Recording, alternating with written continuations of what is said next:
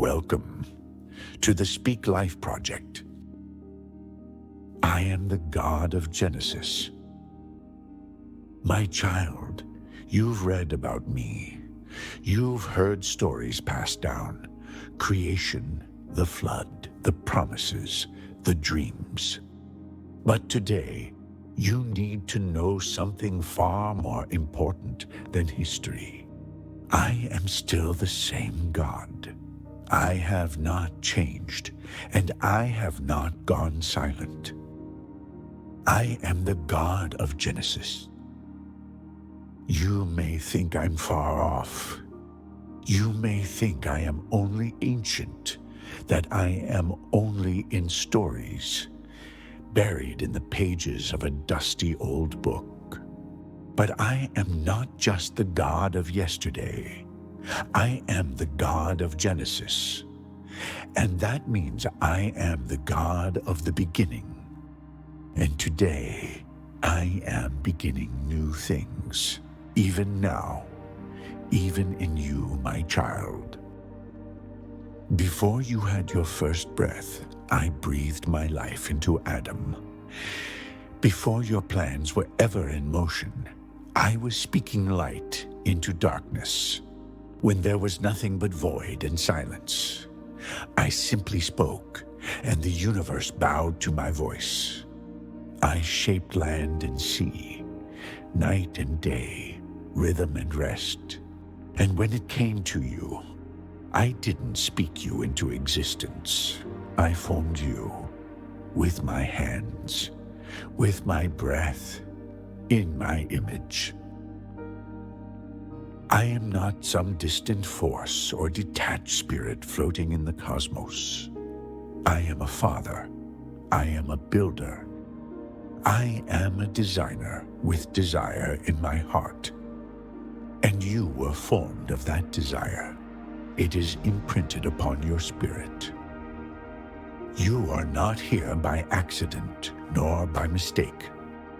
You are not here randomly, drifting through time and space with no aim or anchor.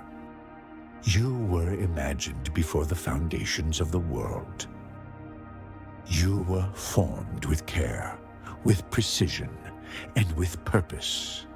Every detail, your voice, your story, your personality was handcrafted by me. You are here intentionally because I want to pour out my love over you. I am your creator, and I have created you, not just to exist or survive, but to belong and to walk with me.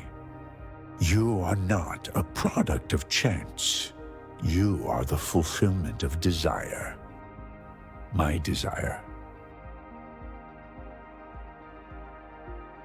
Even in the garden, I was speaking to you, and I am still speaking to you now, because that garden still echoes in your spirit, that place of peace, of purpose. It's not just a memory of what was, it's a reminder of what is still possible. That is where you and I were always meant to partner, bringing my kingdom into this earth. And not through striving, but through communion. I am calling you back to that place today, my child. I did not create you to perform for me. I created you to walk intimately with me, to rise in the morning with wonder in your eyes, to fill your lungs with this sweet garden air, to know you are seen and safe and mine. That is what I gave to Adam. That is what I offered to Eve. And that is what is still echoing deep within your spirit today. That desire to know your Creator. Even when sin entered, even when shame tried to choke out the beauty of what I had made, I didn't retreat. I didn't hide my face. I came looking. I walked through the garden, knowing what had happened, but still desiring relationship over wrath, still choosing mercy over distance, still loving the ones who doubted my love. I asked, "Where are you?" Not to expose your failure, but to awaken your heart, because you had forgotten who you were. But I never did. I still don't, my child. Even now, when life gets loud, when shame whispers lies, when you try to hide behind busyness or brokenness, I'm still asking, where are you? I want to be close to you, because I haven't stopped walking toward you. I haven't stopped inviting you back into the garden, back into a deeper relationship with me. When the earth grew dark with violence and corruption, I sent forth a challenge to aim higher. I looked for someone, anyone, who would hear me. My cry went out across the earth, a challenge to rise, to build, to trust me over the lusts of this world. But only one heart responded when heaven whispered through the chaos. I found Noah, not because he was flawless, not because he stood taller than the rest, but because while others hardened their hearts, his stayed tender. While others mocked, he listened. While the world drowned in its own noise, he tuned his heart to my voice.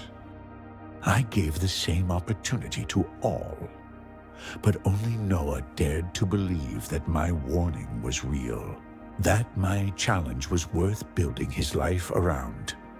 He stood in the tension of faith and foolishness, surrounded by doubters, carrying a promise no one else could see, and still he obeyed.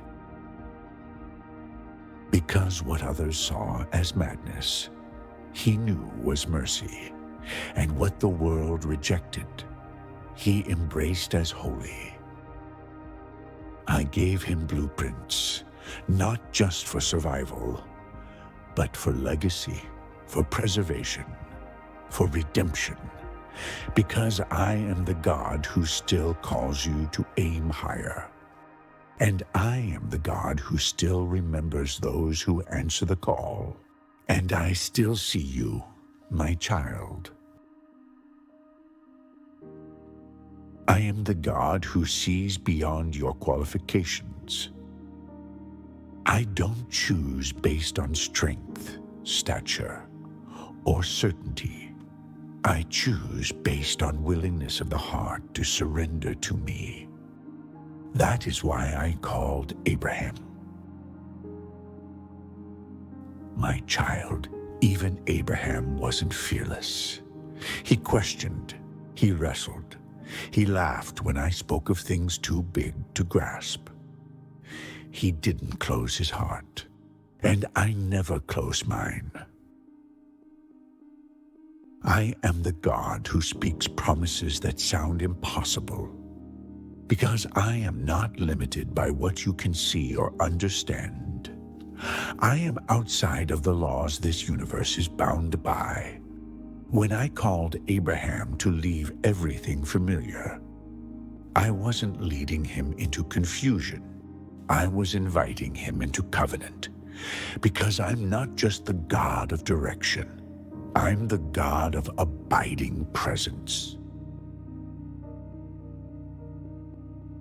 I walked with him through silence. I stayed with him through delay. I didn't withdraw my promise when he tried to make his own plans.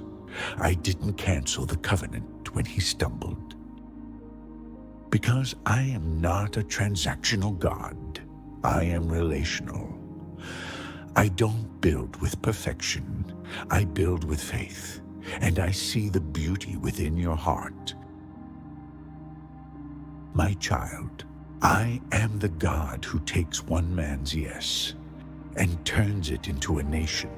I plant seeds in barren places, and I water them with my faithfulness, because I don't just bless for fleeting moments. I bless for the generations.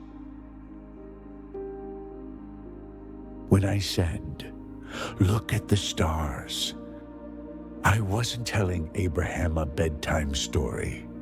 I was showing him what I see.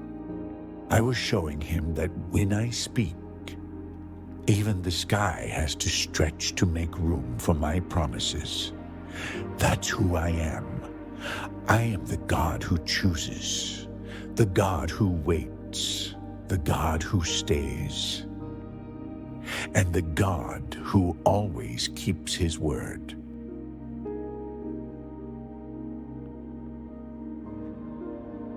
I speak the same invitation over you. You do not need to have all the answers. You do not need to pretend you're not afraid. You're allowed to wrestle, to ask, to wonder how it could all come together, because I don't need blind certainty. I just need your heart to stay open to me.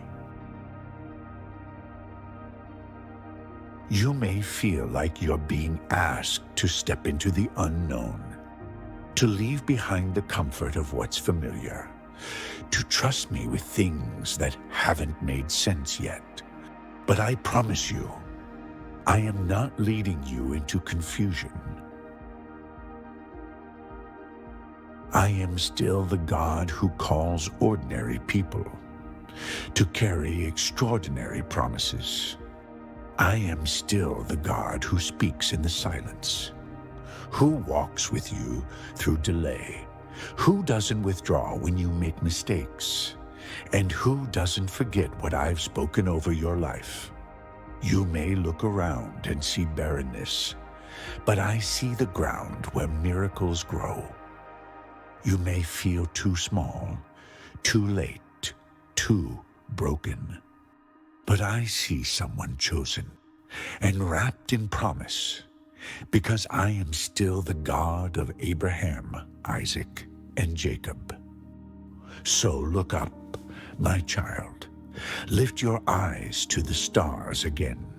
Let your heart stretch to make room for what I'm about to do. Because my promises over your life are not fragile. They are eternal. And I will be faithful to perform every single one. I am the God of Joseph, a boy whose dreams demanded the refining of his character, and whose journey looked nothing like what he first imagined. He saw visions of greatness, but he didn't yet understand the weight that comes with the greatness I had shown him. My child, the dreams I give are real, but so is the process that prepares you to carry them.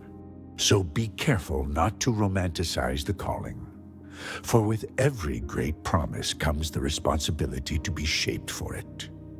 And I love you too much to give you something I later would have to judge you for.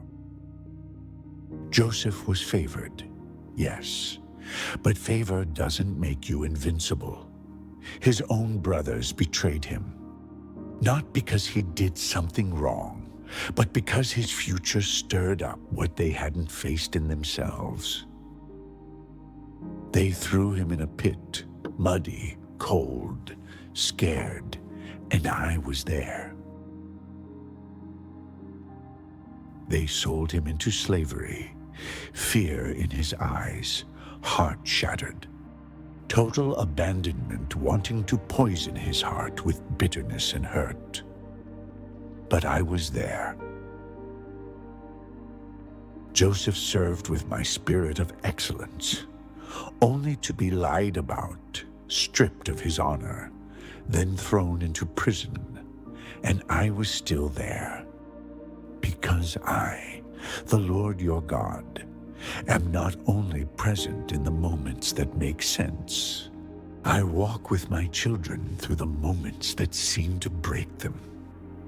And even when Joseph felt forgotten, I was forming something deeper in him: character, complete surrender of his will to mine. Joseph asked for rescue, but I gave him soul-crushing refinement. Because I am the God who sees what is coming. I allowed the breaking so that I could build him into my image. I was not punishing him, I was preparing him. And when the time came, not a second too early or too late, I lifted him out of that prison and placed him in a position to save nations, because I do not waste pain. I always will be greater than the pain you feel. And now, hear this. I am doing the same with you. I know the dreams I've planted in you. I know how long you've waited, how much you've endured. I know how many times it's looked like everything was going in the opposite direction. But I promise, never once have I left you. I have been present when you feel like you've been thrown into a pit. I have walked with you through betrayal. Not one tear has been wasted. Not one injustice has been ignored. I am the God who sees you.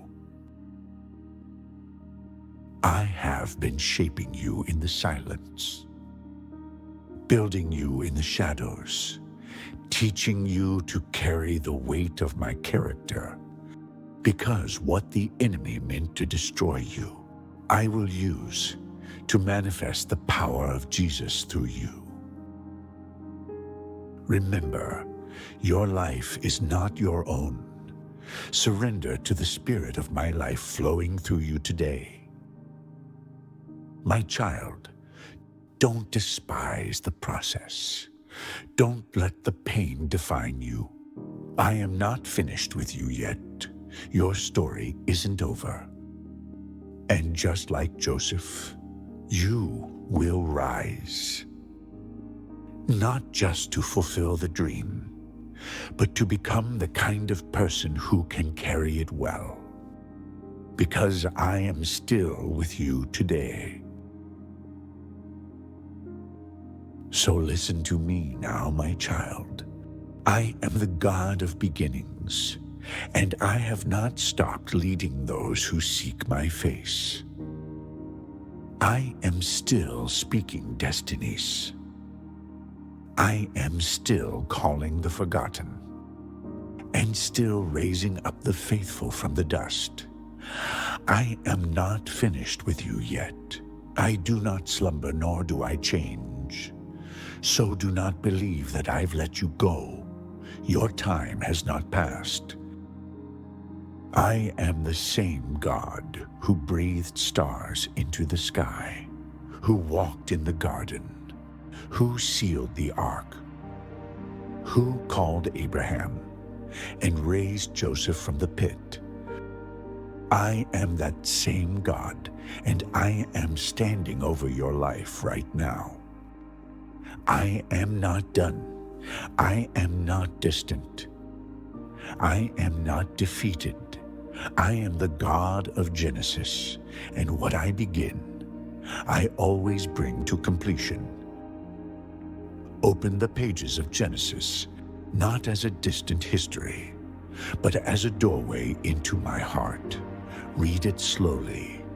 Read it expectantly. Invite the Holy Spirit to speak to you through my truth that is found in that book. Because every word carries my fingerprints, and every story reveals more of who I am. You'll hear my Holy Spirit between the lines. presence, inviting you back into the garden, into the promise, into the beginning I've always planned for you. So go, my child, walk with me today.